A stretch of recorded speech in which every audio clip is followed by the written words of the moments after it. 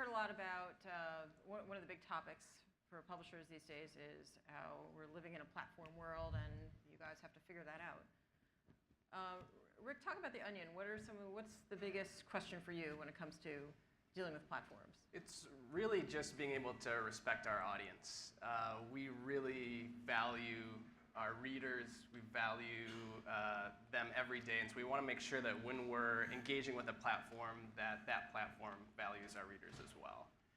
We think that the vast majority of our mobile traffic comes from platforms, so we understand the value of it, understand that we have to experiment, and that we have to stick with the ones that really work with us. What does that mean what is the litmus test for a platform in terms of respecting the reader? Yeah, it's really how the platform engages. So if the platform's audience is really highly engaged and engages with content and shares some really smart, intelligent comedy, then we want to be involved in that. If it feels sort of vapid and disposable, we're not really interested in that. Sean? Yeah, I mean, platforms for us is about evolving specifically sporting news, kind of reinventing what that brand is to a lot of users. A lot of folks have a previous disposition or idea of what sporting news is, what their grandfather's magazine. We're using these platforms to kind of bring out what sporting news is today, between being a mobile first, social first, all those buzzwords that we like to use, but kind of reinventing the brand. So we can provide differentiated experiences that are curtailed to these platforms that we live on. We help reinforce what the new look of sporting news is going forward.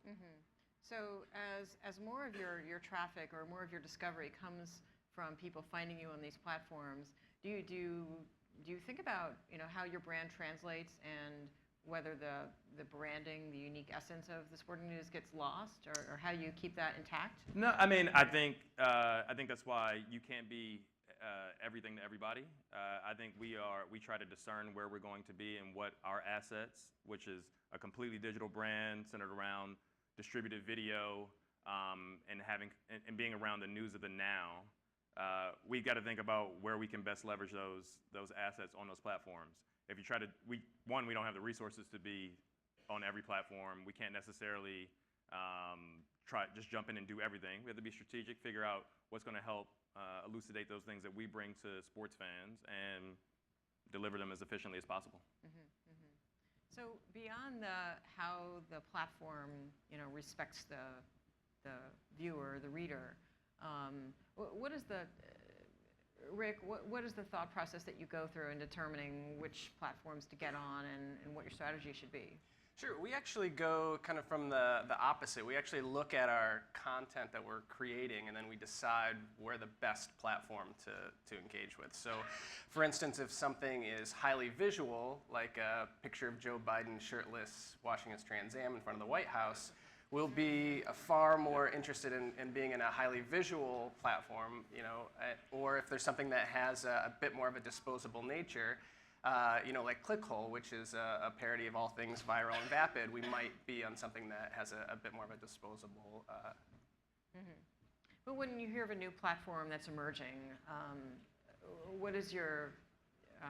what's the thought process that you go through to decide, is this a platform we should be on? Sure. So our marketing team is built of people that are engaged with each one of the brands. And so we have a marketing specialist for the Onion, AV Club, Clickhole, and then our new site, Starwipe, which is launching on Monday. And those guys will actually look at the landscape and say, hey, this platform feels like it's going to be something that's going to appeal to our sense of humor or our particular take.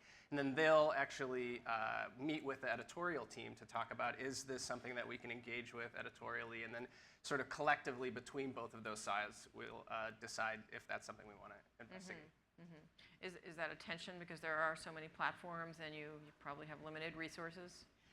Actually, the editorial team understands that that platforms are a really important way to drive traffic, and they are actually really interested in engaging and trying to find the best place for our content. And we actually have a system now where we have a rotation where our writers will actually take a week and write exclusively social content. And so they'll kind of pick and choose where that content's going to go, but they really want to create content that's specific for things.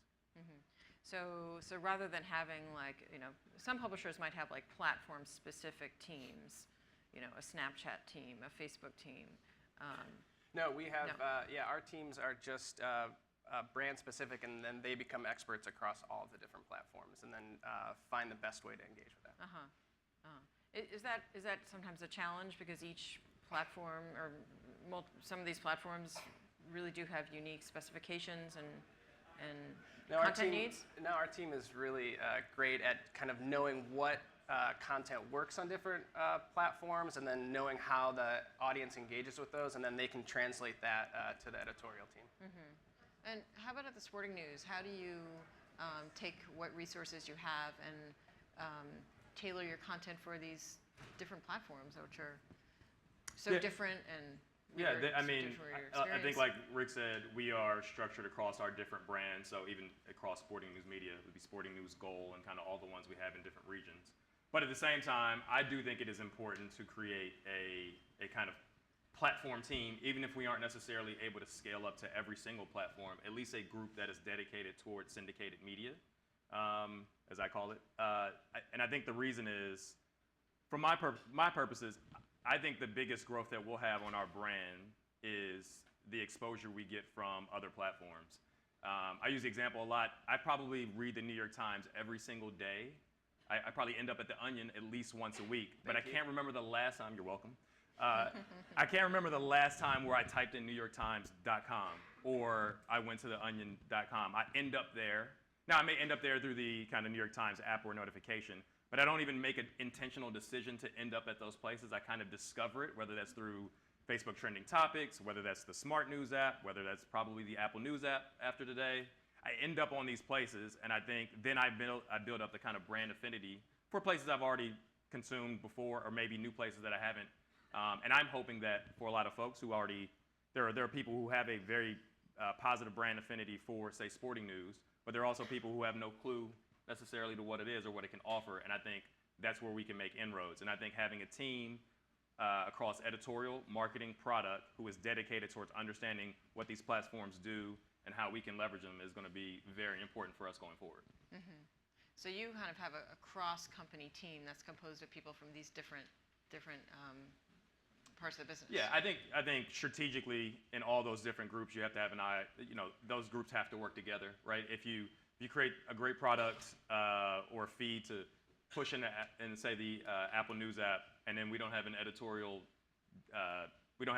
dedicated towards forwarding that product or thinking about the kinds of content that will work in that medium, then it falls apart. So you need to have some cohesion of strategy across all those major parts for these things to work, I think, in the long term. Snapchat would be a very particular one because it's a very specific content consumption. It's video, it's interactive. I think if you really want to do that well, you need to have a team that's dedicated towards delivering on that platform because you consume Snapchat on Snapchat, right, inside that app. So if you're going to do it and do it well, you have to really, truly dedicate towards delivering a quality experience in that form. Yeah, so you can't put equal weight on all these platforms. Where are you putting most of your energy right now? Well, we've had a very good relationship from Facebook for over 4 or 5 years now. We're one of the first 5 sites to have up Facebook commenting. We've also saw the problems that come with that. We went with the face bar that they no longer supported, so we put a lot of effort into that. However, I mean, we've seen social traffic grow, or social referral traffic grow 3,000 to 3,000, 7,000%, depends what day it is, coming from social. So we've leveraged social a lot, Facebook specifically, mostly because sports is such a social in the moment thing. People are always talking about it. So we've changed from having it be something we do to actually dedicating a team towards thinking about what kind of content goes out on that platform and what we push and working with them closely. So while we're always at the whim of them changing at any given time or changing their algorithm or what have you, it's something that we've gone hard against. But we also realize that there can be some diminishing returns there. So we're now in the process of considering kind of the new the version 2 of all these different reader apps and where we want to be, because as a pure publisher, that's where we can make the most inroads. Such as Apple News? Such as Apple News. I mentioned Smart News app. It's an app that I personally use. There will probably be 3 or 4 new ones by the time we come back next year, and the cream will rise to the top. But I think as we get better about thinking what's going to be in those apps, and because I think if you can't go with commoditized news, people aren't using that for that reason. But I think as a publisher, other publisher apps that kind of surface up interesting news is something that's always going to be of note for us. How about you, Rick, for The Onion? What's your take on Apple News since that just came up? Yeah, I think we want to explore what Apple News has to offer. Being a serious news organization ourselves, we're really interested in what their approach is, and I think that we want to engage with them and be able to report the kind of news that we do every day through them. Facebook is always going to be a really important partner for us. It's the vast majority of our traffic comes from Facebook. We're constantly trying to experiment with our content to make sure that it's effective, especially from a video standpoint. We've really, over the last year or so, changed the way that we approach video, particularly because of Facebook. Just having How so? Having a news reporter speak to you doesn't work, just because of sound. And so you can't have your jokes just be reported from a news reporter. So we've actually moved towards a more graphic approach where we do infographics, things that are far more visual, and we found that that approach is really successful for us. So you're creating video specifically for the muted experience. Yeah, and I think that we found that when people can, get the joke really quickly, or get the premise of the joke really quickly. I'm sorry, the news didn't mean the joke. That we're able to keep them through the entire experience.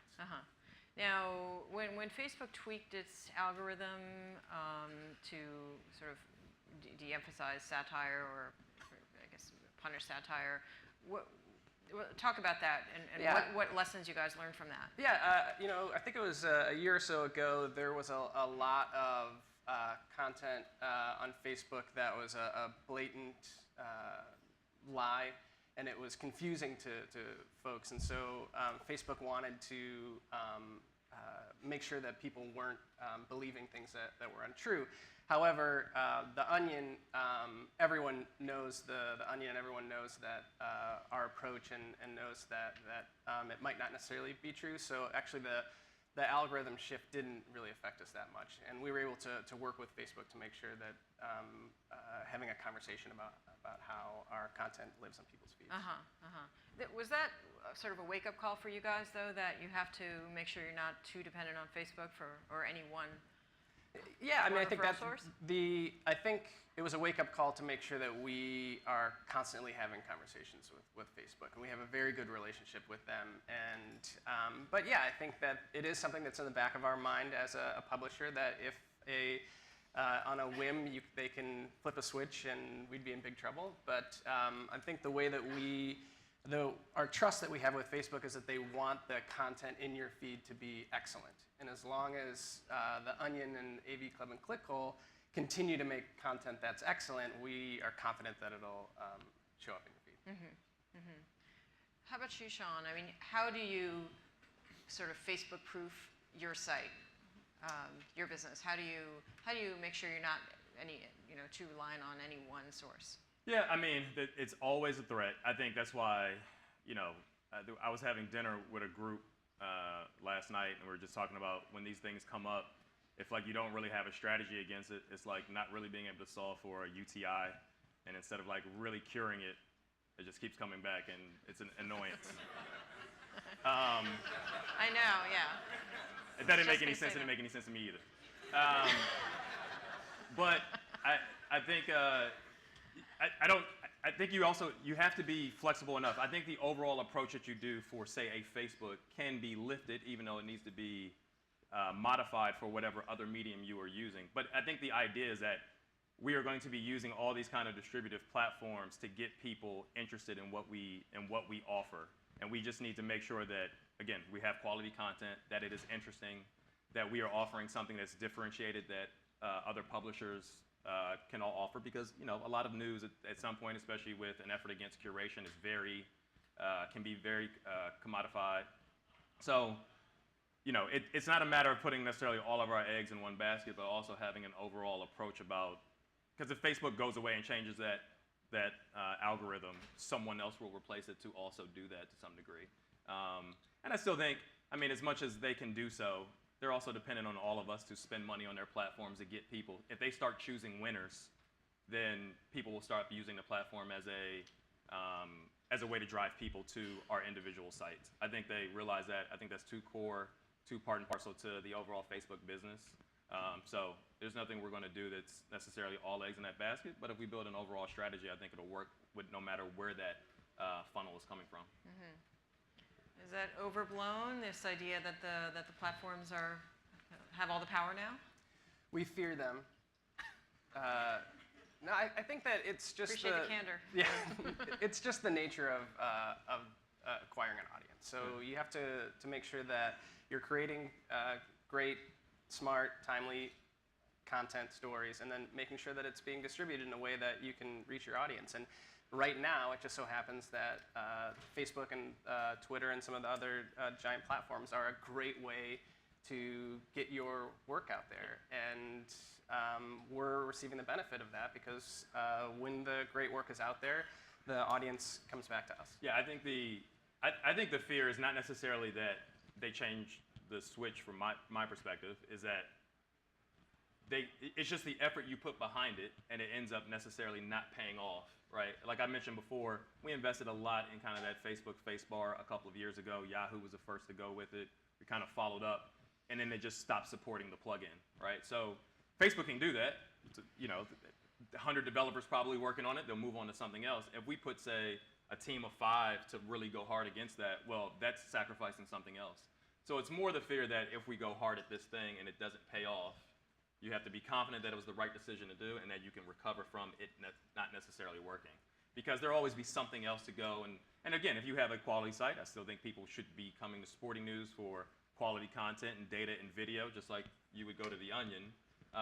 It's still going to be able to stand on its own, but using those outside mechanisms to get people there, if you invest heavily against it and it doesn't pay off, that's more the fear from my perspective. Mm-hmm. Yeah, and I think flexibility is key. Having a team that can identify a place that is starting to do really interesting things and then being able to engage with them and not have this slow-moving barge where it takes months and months and months. We want to make sure that we can react really quickly to the change in the market. Right. Makes me think of all these publishers that have hired these Snapchat-specific teams, betting that it's going to become really big. Yeah, discovery is really interesting. Yeah. What about monetization on these platforms? For now, is it just an audience builder, or are you guys able to sell against the content? We're able to sell against them through sponsored content and sponsored editorial. We're really, really careful about how we create sponsored editorial because we don't want to pollute our feed and we don't want to pollute people's feed. So we make sure that we're really clear about things that are sponsored, but then we're also really, really clear that the sponsored things have to be excellent. You can't just have a commercial show up in somebody's feed. They're going to reject you. And so we're really desperately concerned with making sure that the quality's there. Yeah, for me, I think there are three influences on monetization. It's one, some of these platforms that have a direct revenue share, that's always great. I think two, it also, for again, kind of brand perception, if we build critical experiences on these places, it does well for us in agencies and clients about how we're being innovative. Sporting News is at the forefront of these new things, and I think that just helps in conversations, even if it just allows you to sell a 15-second pre-roll against a video that has nothing to do with it. It's the shape of the brand. And I think thirdly, for us, it is audience. I think a lot of times if people experience Sporting News or our content in these places, it's not necessarily taking away from what would have already happened. In fact, we're probably getting new viewership, new audience who are, again, being exposed to something that they may not have otherwise seen. So I'll take the positive brand experience because I don't think we're going to lose anything in the long term, at least as it stands now. If we get to that point, well, we've won from my perspective. So. Great. We probably have time for one quick question, if anybody in the audience has a question. Yeah. Hi. This question is for Rick. Yes. You have such unique content. Is there any particular story or piece of content you can speak to that went really viral or had a ton of traffic that you can look back on as extremely successful? Yeah, I've got one for Clickhole, actually. Clickhole has a really engaged audience on Facebook, and they actually created a slumber party through the comment section on Facebook. So they had everyone RSVP to this overnight, and all night long it was as if everyone on our Facebook comment section were experiencing this sleepover. We ordered pizza, we talked about movies, we did our hair, and it was just this incredible experience that was just using the platform in a way that was highly engaging. Well, thank you. One more. Another one, quick one. Thanks. Stan Holt with Ranker.com. Quick question on The Onion. When you do branded content, especially the videos, do you usually try to do at least 3 or 4 to make sure maybe one of those is a hit, or do you kind of put all your eggs in one basket and just do one at a time? It depends on how much money they give us. No, we do try to have a few different executions, and actually executions across different types. So we'll try to do editorial and video and social specific for clients. Gotcha. So that we're able to A/B test them to see which one's hitting it big, or yeah.